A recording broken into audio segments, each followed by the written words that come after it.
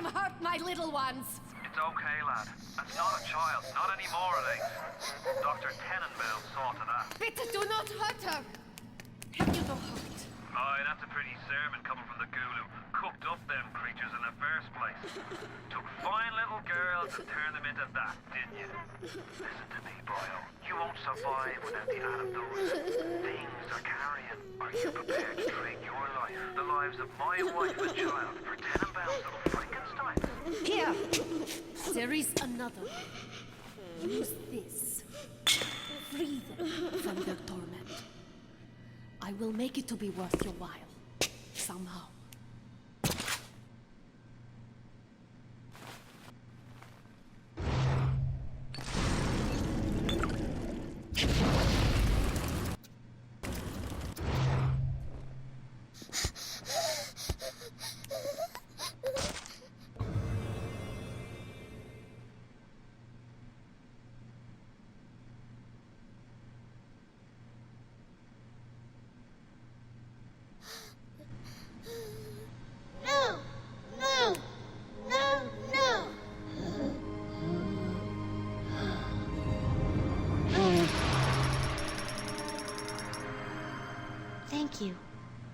Thank you. The path of the righteous is not always easy, yes. The reward will become clear in time. Be patient. Time for a nap, sweet angel. Tenenbaum's playing you for a sap.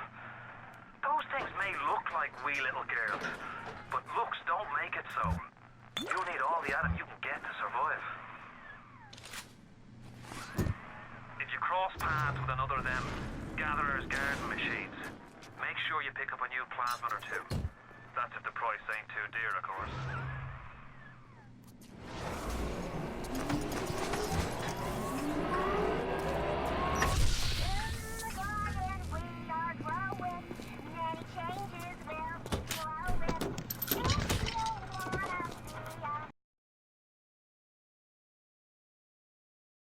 BioShock was groundbreaking in many regards when it released in 2007, though fundamentally it shared many consistencies with Irrational's System Shock series. What elements of System Shock translated into BioShock, and what was refined, altered, and innovated upon to create the world of Rapture? Let's take a look at the long road from System Shock to BioShock.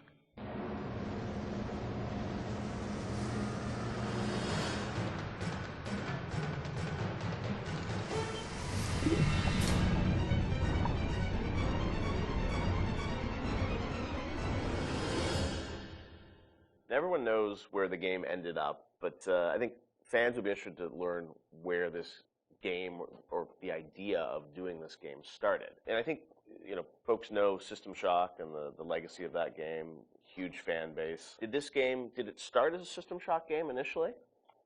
No, I mean, because we didn't have the rights to that, Yeah, right? We kind of felt that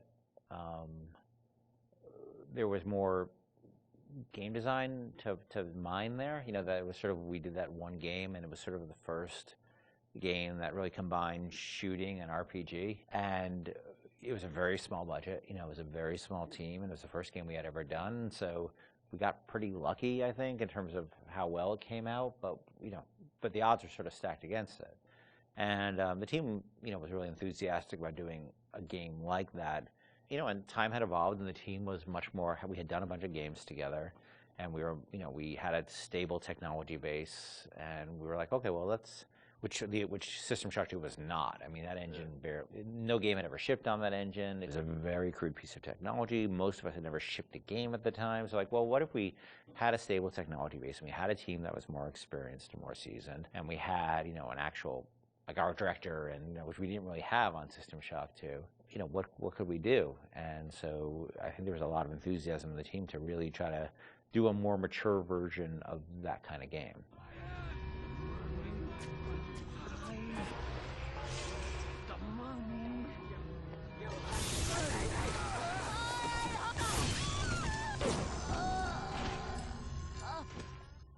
This is before we had sold the company to Take-Two, and we were an independent developer, right? We were sitting there, we were using the money we made from other development deals we had, and we would try to scrape together whatever time and money we had to work on this thing.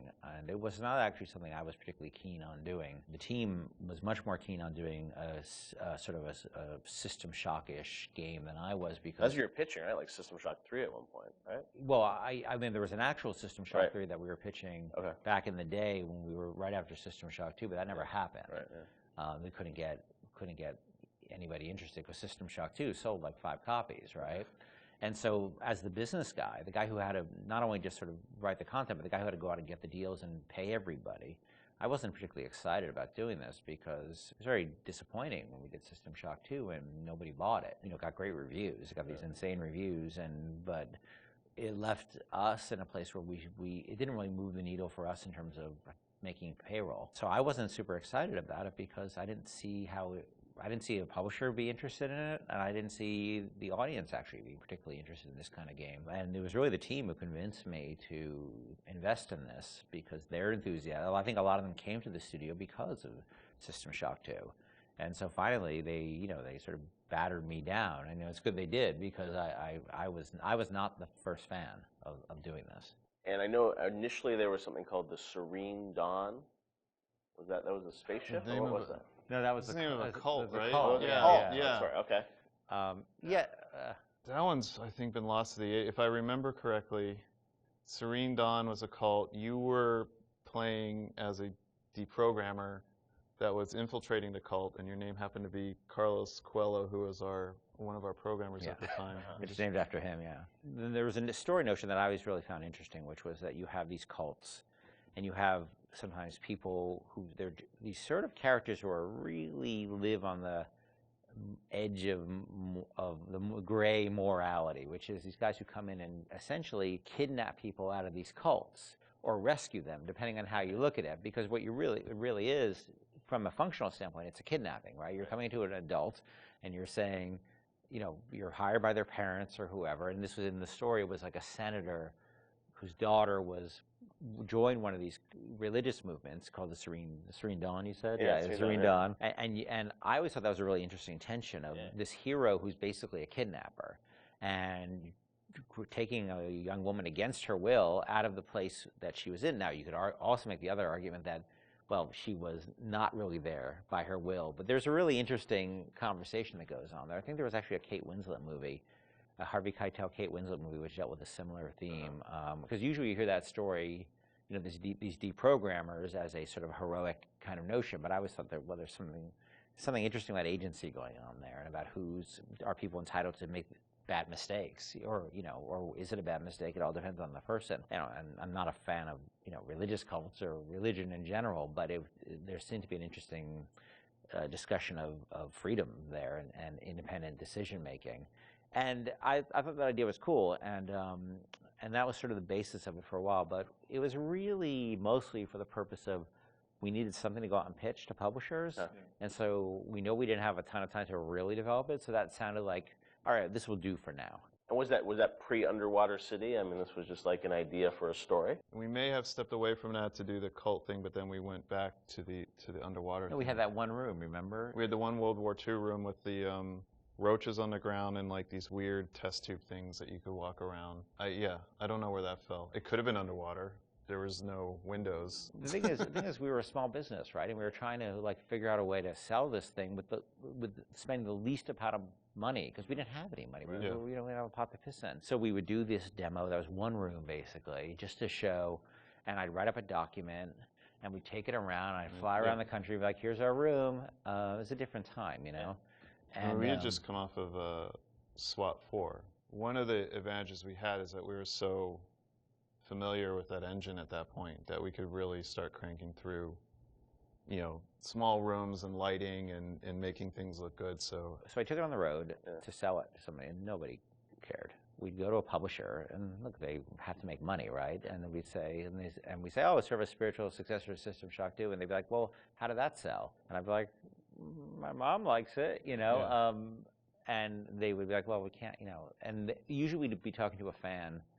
A lot of executives, like sort of junior executives, were fans of System Shock, and they'd go to their boss and they'd be super excited, And their boss would open up, their Excel spreadsheet and be like, no, we can't do this. And I think the pitch probably evolved as we kept trying different permutations trying to sell, but we were also out there trying to sell like 2 or 3 other things at the time. We had a pitch for a game called Monster Island, and well, our SWAT 5 pitch was Zombie SWAT. Yeah, we had just come off of SWAT 4, which is like hardcore tactical, and we decided they wanted us to do another SWAT, and we didn't really want to do another hardcore tactical game, so we're like, what if we added zombies to SWAT? Like, you're a SWAT team that fights zombies and werewolves. That sounds awesome. And it was like, no, it doesn't. And this is before, before zombies were a thing. Yeah.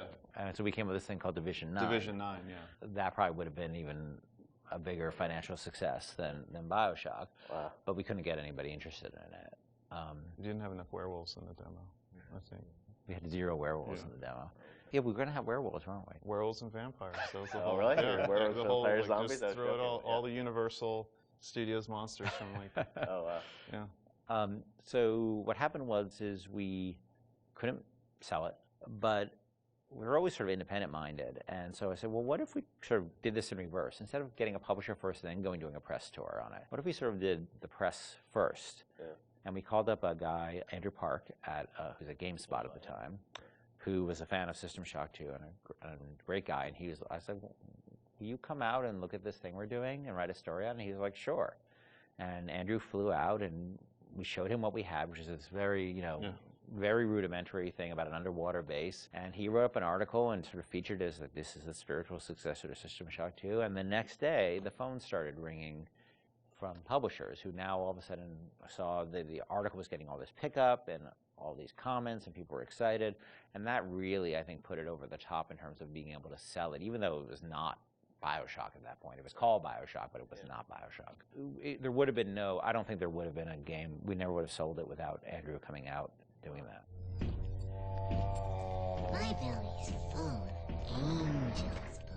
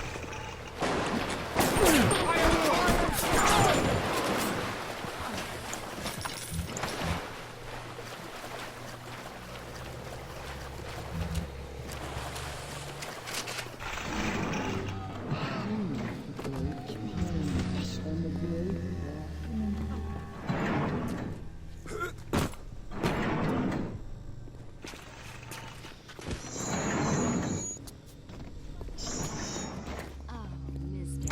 Cohen.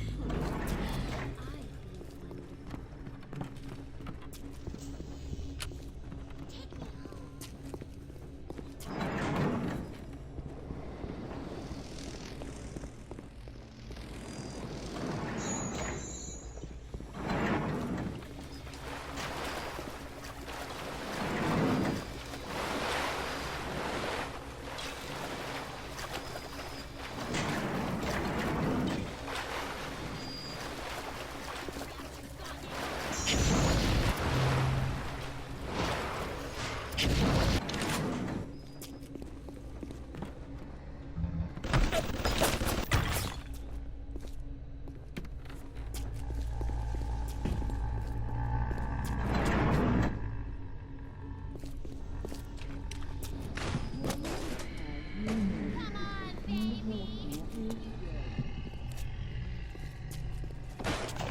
Welcome to the Circus of Value!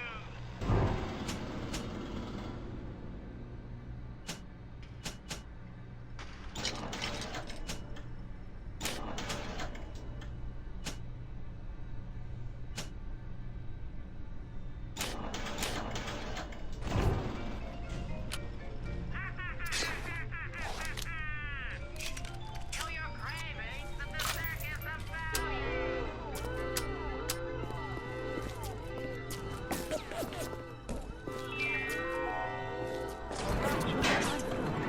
Bottom of the ocean is our particularly a dangerous place.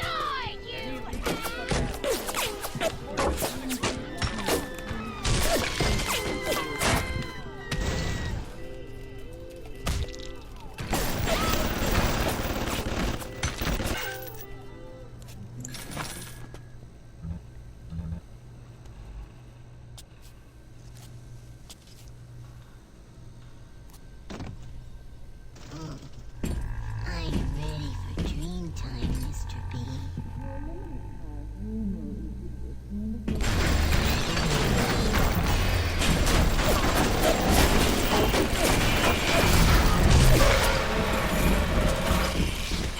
Kill him!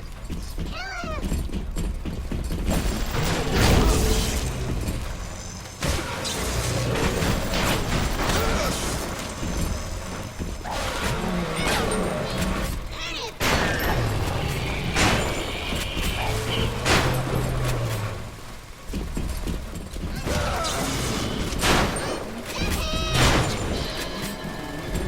Hurry, Mr. B.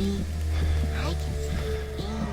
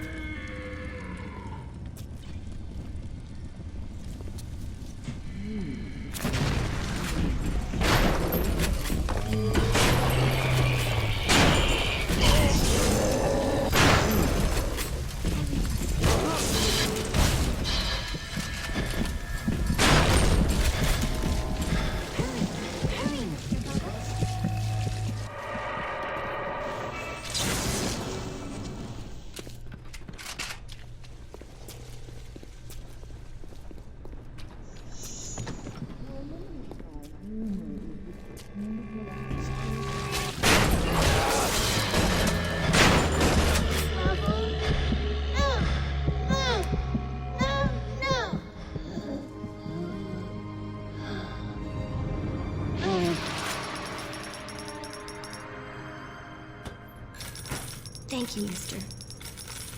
Thank you.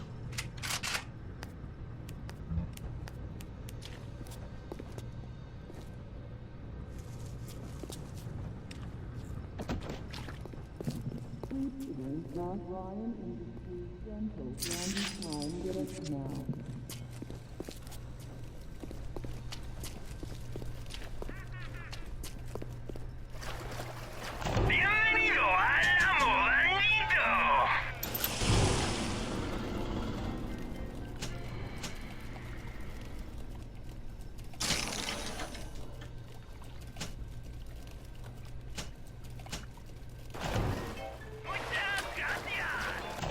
Welcome to the circus of value.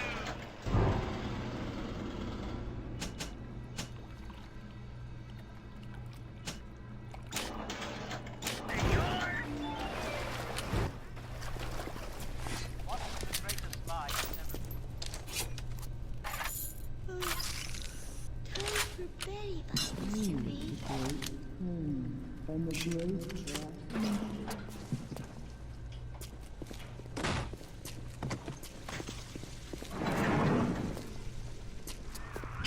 Are you almost back to emergency access? Come through as soon as you get there. You got Ryan's eye now. You won't hear him coming, but he'll be there before you know it.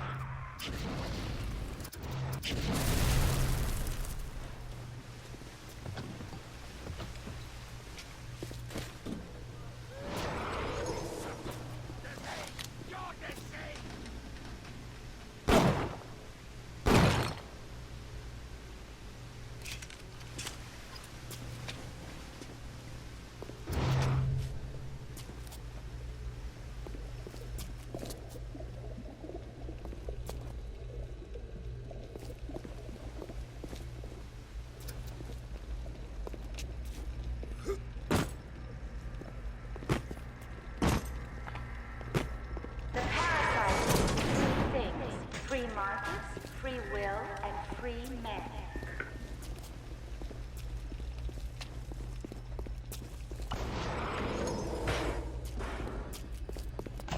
Welcome to...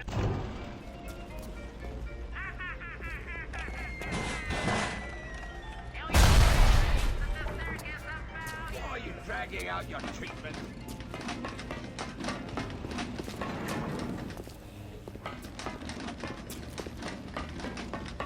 You're crawling with disease!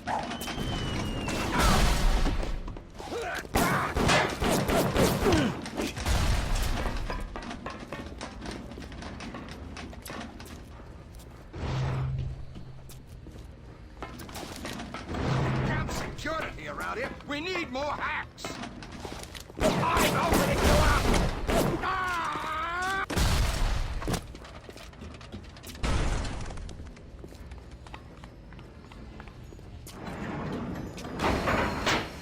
Security alert deactivated. Thank you for your patience. I don't know how you managed it, but you did. Come through to Port Neptune now. I'm looking forward to shaking your hand.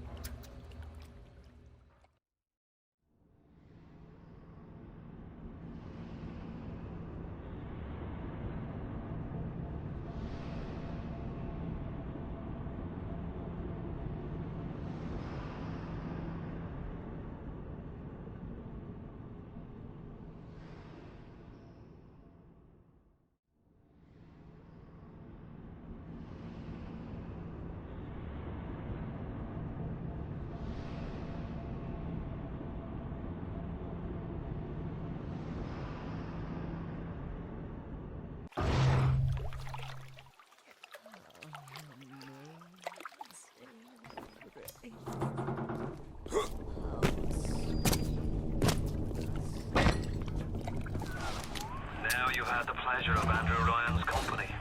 He's the one who built this place, and he's the one who ran it into the ground. Nobody knows exactly what happened. Maybe he went mad. Maybe the power got to him. Maybe he just decided he didn't like people. Whichever way you slice it, good men died. My family's in a submarine hidden in the foundation of Fontaine Fisheries. I'll meet you there.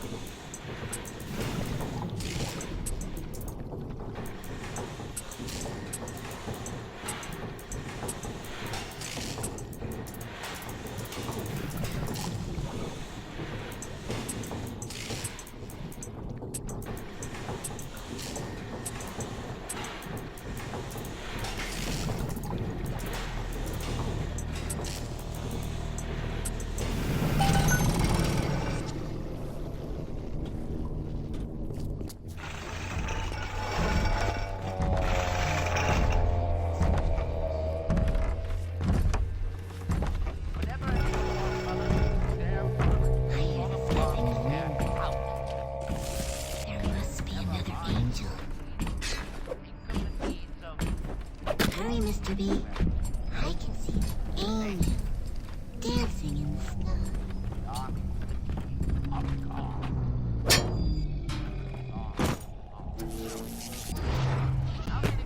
You fat whale! Give her to me! Think of yourself. Help me!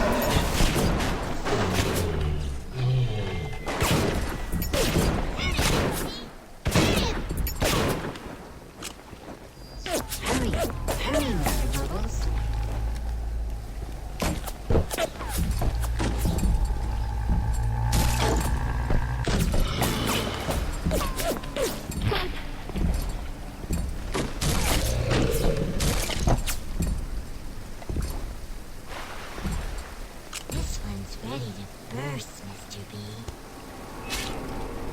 I said, Mr. B.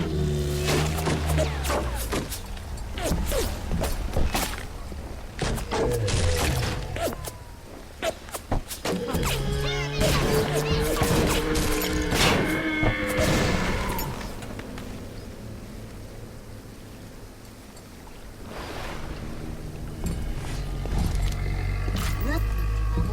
Bubble. I'm a good girl, Mr. B. Hurry, Mr. B.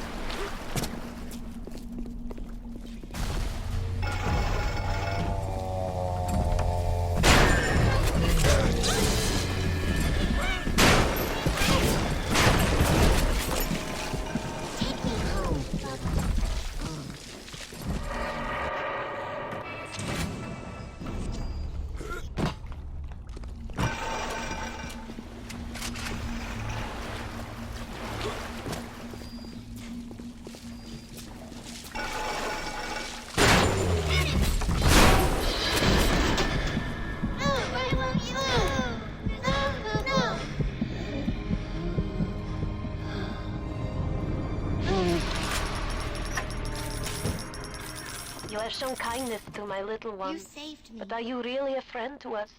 Regardless, a little one brings you a gift to demonstrate our appreciation.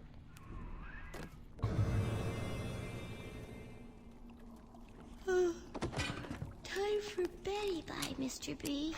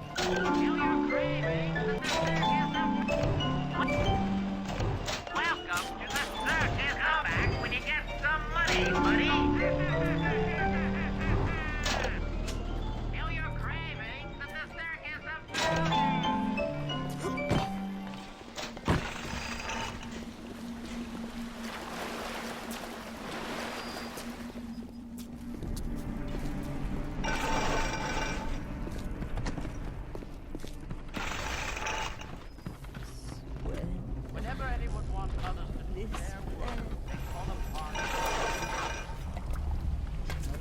Never mind.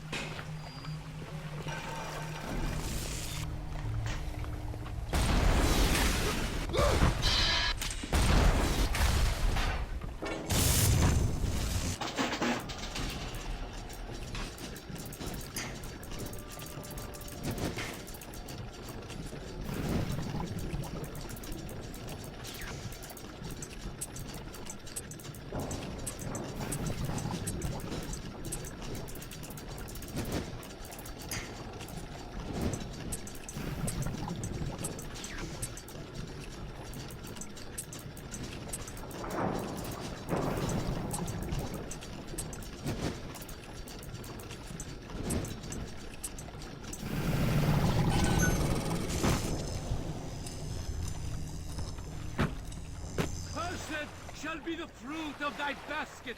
Don't make this harder than it needs to be. I traded you all of it for nothing. Get over here! Come on, get over here!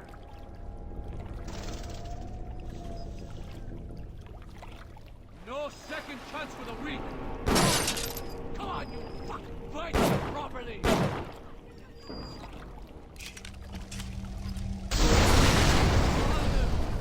Why have you forsaken me? Come where I can reach you!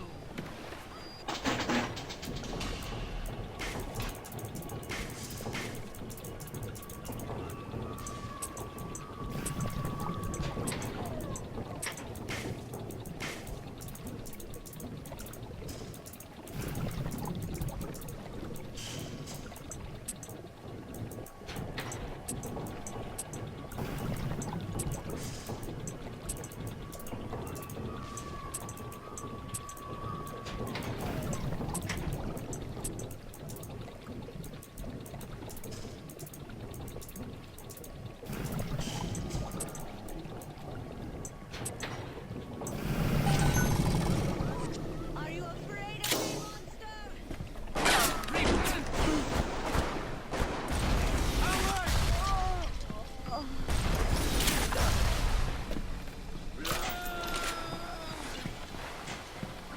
Out where I can reach!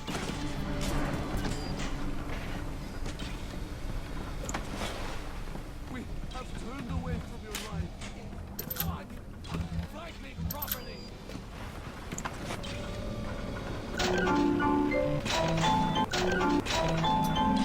Judas! Get over here! Come on, get over here!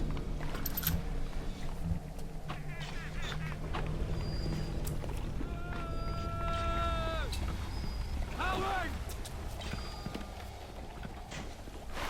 Go! You'll find nothing but darkness! Don't make this harder than it needs to be!